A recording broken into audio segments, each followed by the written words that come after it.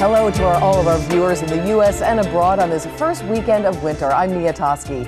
We have a busy show for you today. We're going to start things off with the National Security Agency. Yes, they're back making headlines this week after it was discovered that documents released by whistleblower Edward Snowden revealed that the NSA paid $10 million to the security firm RSA to implement intentionally flawed encryption. What's it all mean? Well, we'll break it all down for you. We'll also talk budgets and the bipartisan budget approved by Congress this week.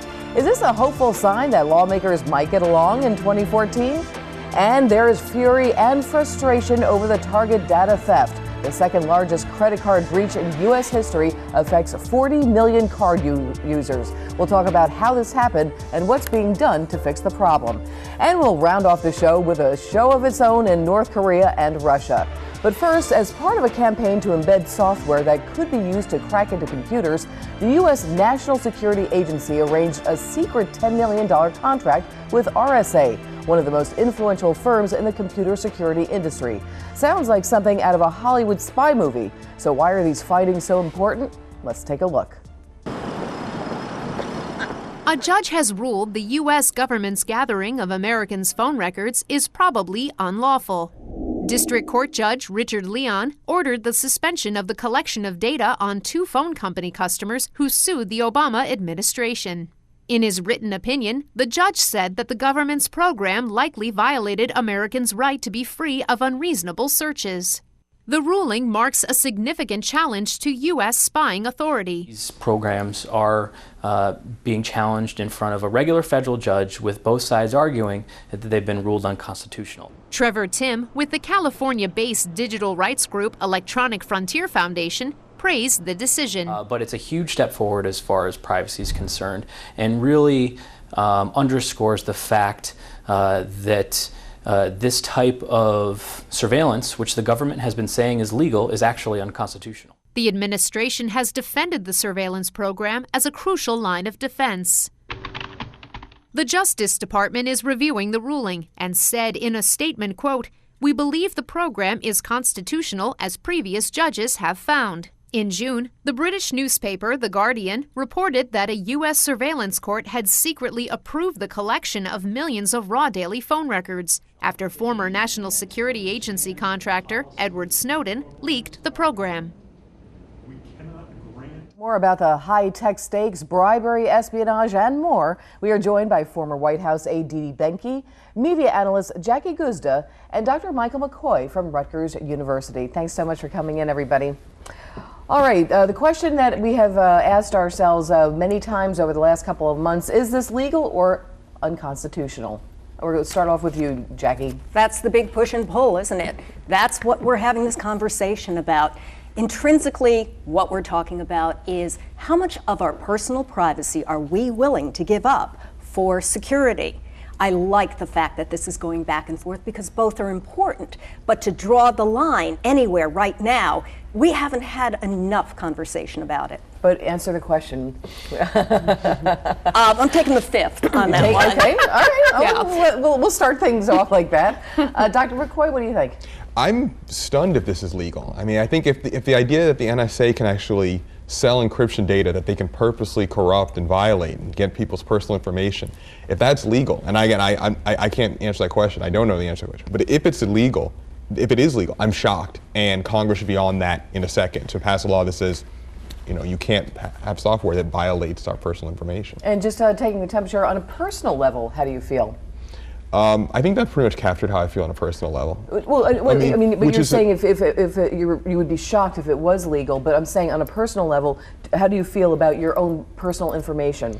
Well, I mean, I accept the fact that we live in a digital age, and that when you put your credit card information on the internet, you're putting it out there, someone could take it, and I accept that reality of the world we live in. However, the idea that the government is taking upon itself to say, I'm going to steal your, I'm granting myself the liberty to take your personal information.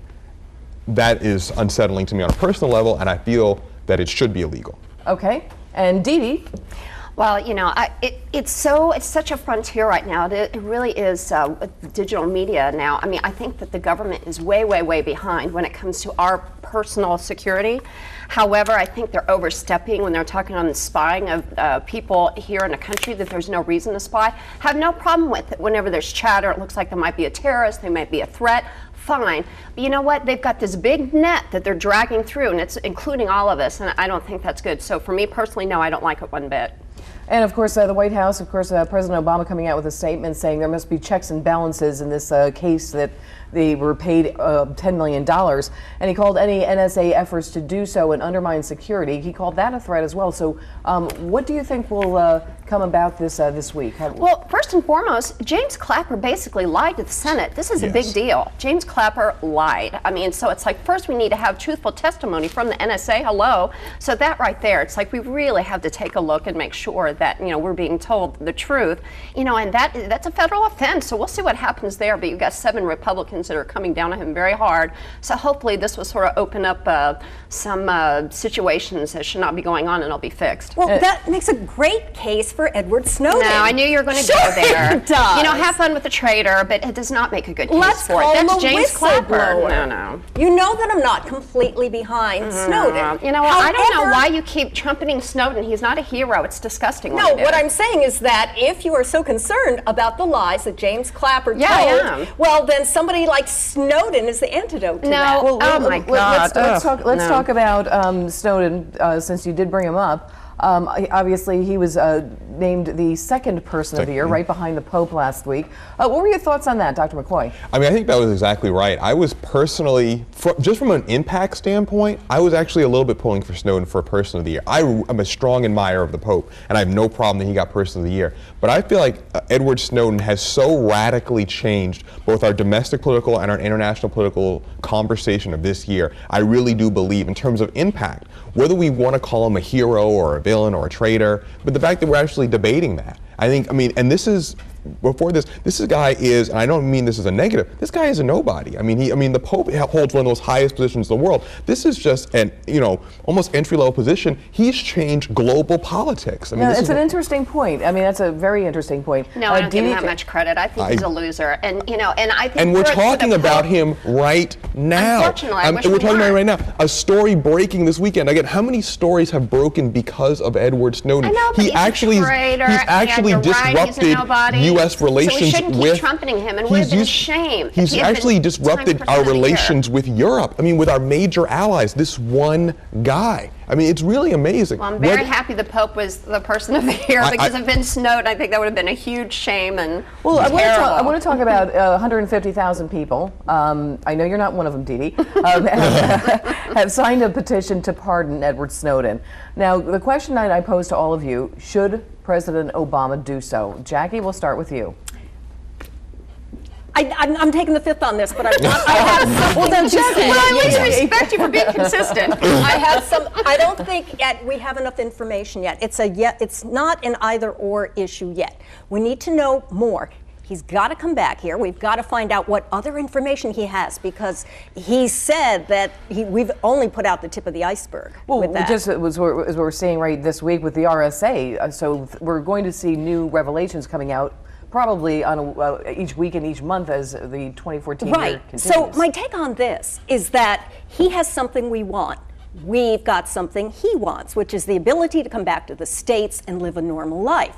I think instead of saying he's a bad guy or a good guy, what we should do is bargain with each other. I'm not asking if he's a bad guy or good guy. I'm going to go back to the question, should Obama pardon him? So I'm going to go to Dr. McKoy. So my initial answer was going to be no. But I actually sort of like what Jackie said there, what Jackie was saying, which is basically pardon is a bargaining chip, and we don't know how much information he has. So strategically, it might be smart for Obama to hold off.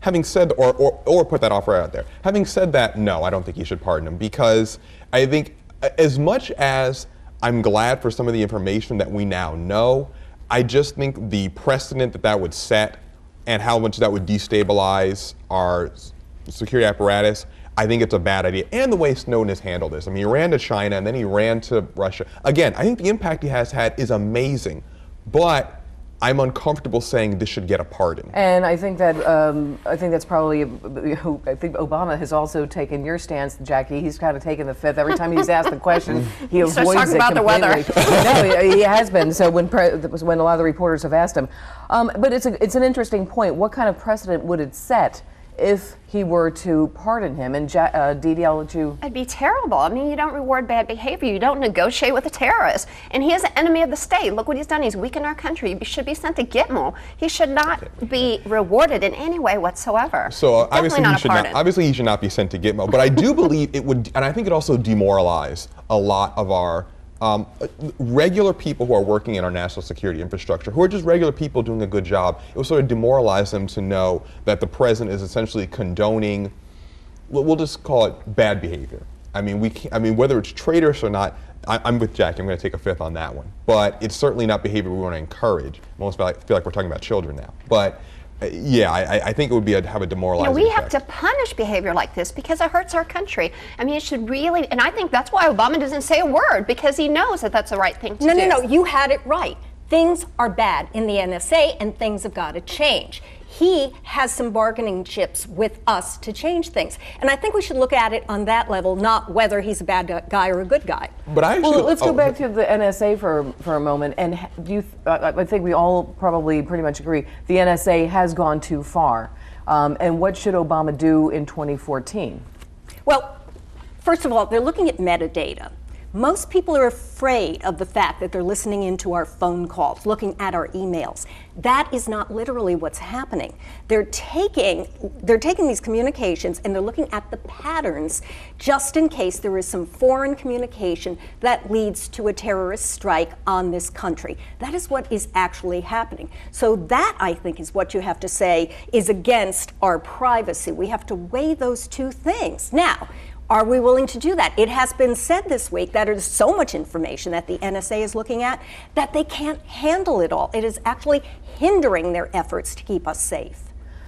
Yeah, which is why they shouldn't do it that way, which is why she didn't take everything, all personal information, who knows what it is, pictures, love letters, I mean, they're taking everything. So yeah, you're right, Jackie, I mean, it is overwhelming to them, and it's not the right way to do it. I think they're doing it backwards. They really need to target problems, and not what they're just taking. They're taking all information, and then if something looks suspicious, that's not the right way to go about it. Yeah, I think we're still living in the overzeal of post 9/11, and I think it's time to sort of step back where we're at. And there's recently a commission just this week, the Liberty and Security Commission, came out with a series of recommendations that were good. That, for instance, let phone companies keep their own records, and the NSA can specifically go to the phone companies and say, here's our legal request for this particular information, and that can be adjudicated. And some have to get a court order. Did you know that? Some phone companies have to get a court order, but others you don't, which I think is very weird. And that's why it needs to be sort of standardized. Yes. Another call was for, if you're going to spy on a foreign leader, that's not going to be decided by the NSA bureaucrat anymore, but actually the President of the United States. So that when we find out the NSA is tapping the phone of one of our allies, you don't have the President of the United States standing up there saying, oops, I didn't know this happened, right? That's not good. I mean,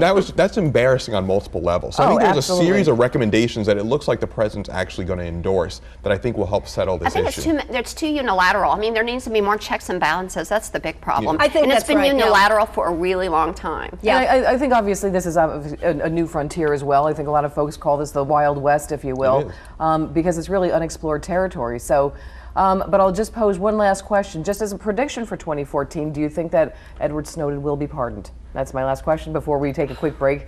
I hope not. No. That would be awful. No. So we've got 2 no's? Okay, 2 no's and no. No, okay, 3 no's, 3 no's. All right, well, we're going to come right back and talk more. Don't go away, everyone. When we do come back, we will talk about an early Christmas present for the president, bipartisan budget that passed